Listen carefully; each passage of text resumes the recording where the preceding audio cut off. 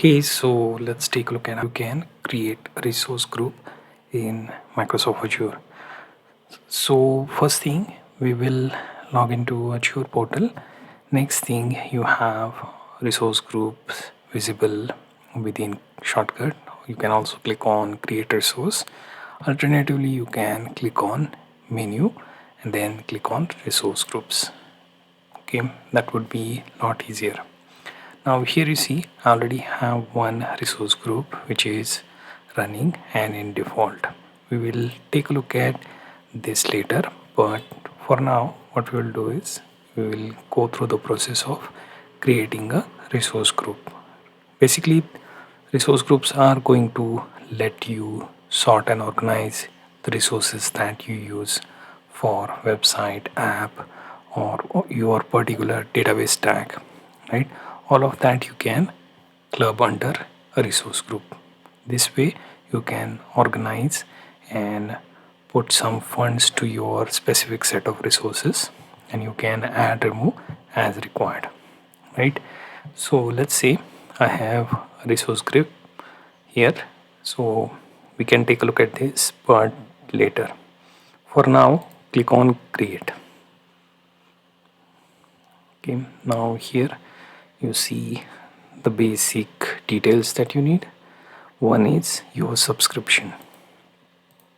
Select that. So before we do anything in any resource, you will be needing the subscription. For now this is a free trial, but in your future I will be shifted to pay as you go, right? Same with many of you. Based on your type of resources that you are going to consume, you will be using subscription, which is going to be under this, right? Now let's say I want to create a resource group. So what I will do is I will use my resource as one of the groups. Now I will set the resource details. I can choose any region, but often it helps to choose the recommended regions. As you can see, there are also Asia Pacific regions native to me, right? Like South Asia, I'm more of on a Southwest Asia. So I can find that in others. So Asia Pacific, South India, as you can see, and West India. So this is native to me. I can select that. Next thing, I can choose the tags. I can sort my resources based on tags as well. Next thing, I will click review and create. It will pass the validation and it will show you the type of resource you have, right? My resource is its name and region is Southwest India. So I will click create, and notice that my resource is created. I can take a look at that in my resource group. Now this is the empty resource group you can see. So we can see what the things that we can configure here. Here you can see we can manage the view, edit columns, how they appear, and I can also view hidden types here. Now next thing, you can see within settings I have deployments, right? Here you can see deployment name, status, modified status, duration, and events. There is also security setting you can take a look at. You would be able to see the recommendations as well. Usually Defender is recommended. Then there are policies. Each resource group has its own policies and you can configure them for a variety of options like compliance, remediation, events, etc. Now here you can see we have one ASC default subscription which is compliant, right? So that would be available here. I can assign policy, assign initiative, and so on, right? There are also events that I can set up, right? I can click on add and the event will be added,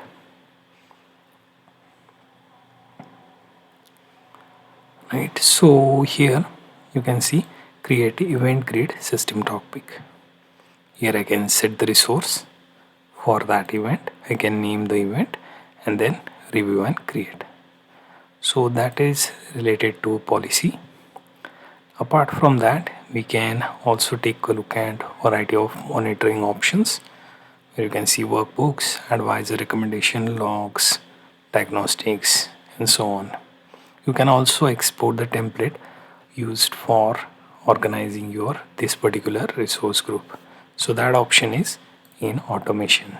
You can export the template and then you can use that in any other options for importing that exact resource group, right? You can also deploy it and so on. There is also cost management option you have. So currently this is a new resource group, so you don't have much to analyze considering we haven't assigned anything here as such.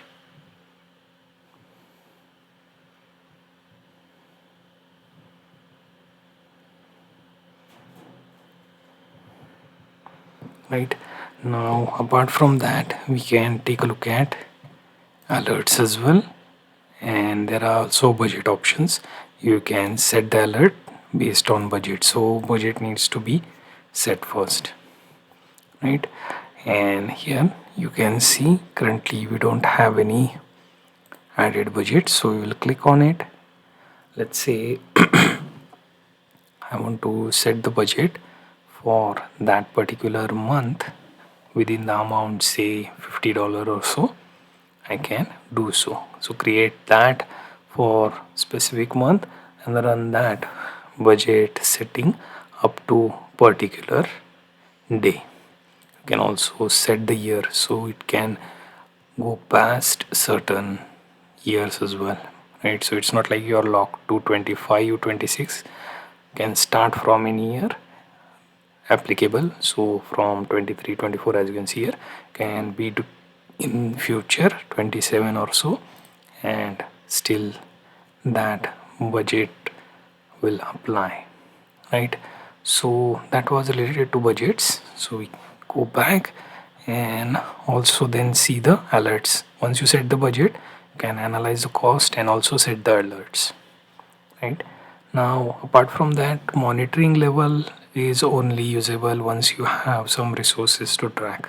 Considering we don't have any resources in this blank resource group, there isn't anything to view, right? We already looked at policies, properties, logs. So you can also set logs for some of the resource types. So here you can click add the log name, read only, delete, etc., and set the log. There are properties, right? And you can take a look at your own resource properties here,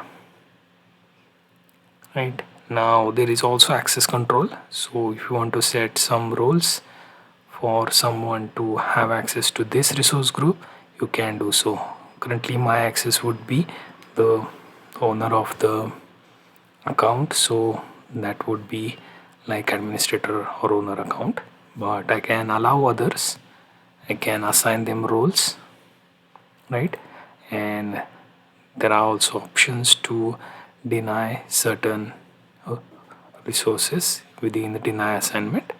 Here you can see various ways to assign the role and you are good to go, right? And here you see you can also add some of the options there. Now let's go to click on overview,